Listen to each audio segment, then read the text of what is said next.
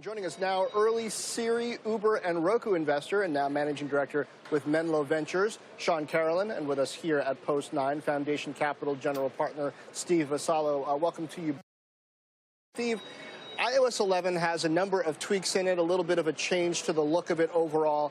They're clearly trying to balance productivity, especially on the iPad, with simplicity. Do you think they're getting it right? Well, it's I think, a classic Apple announcement of a lot of things that people have been expecting for some time, like we celebrate drag and drop, but that's a functionality that we've been sort of taking advantage of in our other interfaces for a long time. So I appreciate that they're bringing those features and functionality. But I do think that users are craving for more. They're looking for more from Apple from these conferences, and specifically around productivity features, ways of interacting and communicating in more substantive ways. I was actually struck, for example, by some of the things they're doing around payments. The fact that you're able to now not just connect with someone online, but and connect with them through text messages, but also pay them on the fly. Right. So I think some of those things are chipping away, but we're like craving more.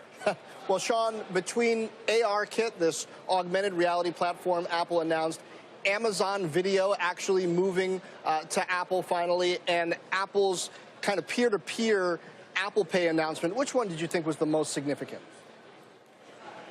You know, I'd actually say one of the ones you didn't mention, Core ML, is a machine learning library. And okay. I guess, you know, across the venture industry, we're just seeing stuff show up all over the place with basic AI features. And they're subtle, you know, it's face recognition, image recognition, tagging, things like that. But it's making every experience a little bit better. And I'm pretty impressed with the amount of functionality they packed into that library. It runs on the phone, so it's very fast, responsive. You know, doesn't still works when you're not online. So I was impressed with that one. I think the AR is a little bit novelty at this point. You know, until there's something that's in your glasses that you're wearing, you know, holding up an iPad or holding up a phone and looking at stuff, I've never found to be too compelling of a use case aside from kind of a toy. Apple Pay. You didn't find that advancement in Pokemon Go to just be amazing?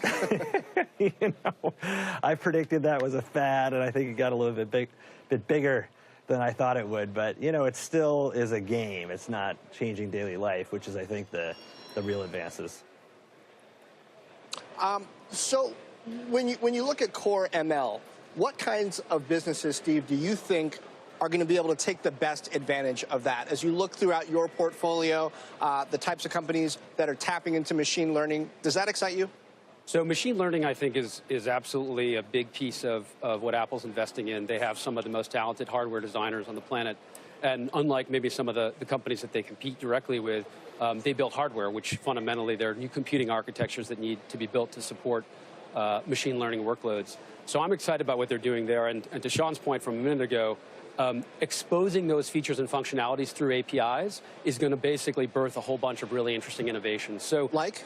There'll be all sorts of applications related to sentiment analysis. So how is it that people are feeling about the experiences that they're having? Certainly recognition of what's in images. So today, Apple has a pretty lightweight way of telling whether you're in the photo or whether I'm in the photo, and being able to sort of then find all the photos with you and me in it.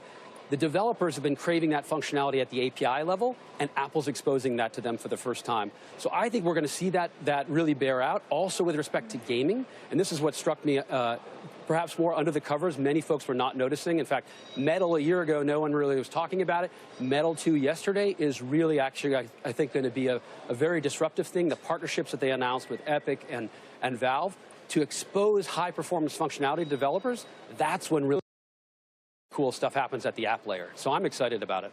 Your point earlier about people craving more than Apple's delivering. I mean, Cook even made the point again yesterday that they're not interested in being early or being first. Do you think that'll change over time? Well, they've always been the best follower.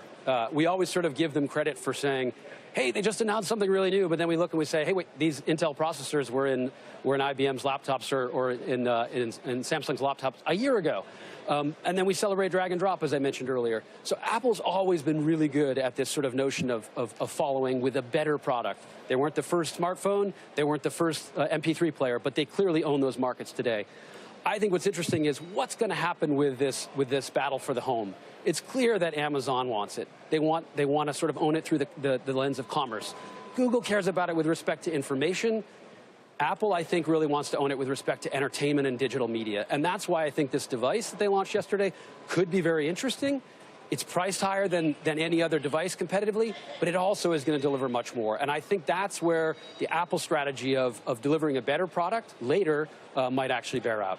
Do you agree, Shawn? And where would you rank Apple in the AI race that we have going on right now? Yeah, I'm going to have to respectfully disagree with my good buddy in San Francisco. I think at $349, it's just priced out of the market. If you say, okay, well, what's the most important experience to own in the home? I really believe it's this voice assistant. Obviously, we were the very first investors in Siri, and the idea that, over time you're going to communicate with something, it's going to give you answers back. I mean, there's a long roadmap to get to the point where it's, speaks to you like an expert. But, at $349, that's not going to penetrate. I think it's more going after, like, the Sonos home speaker market.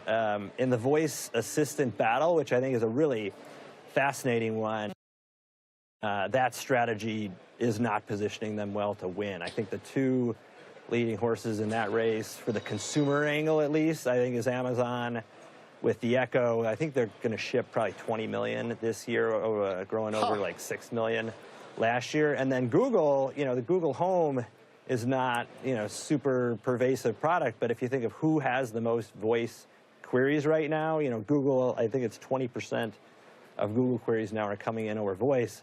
Google obviously is used for search on every phone, so they're the ones to beat. I'm surprised you would say it's too expensive. This is a company that's selling $400 headphones, $700 phones, but you don't think they can sell a $350 speaker. Interesting. Shawn and Steve, we got to leave it there. Thanks so much. All right.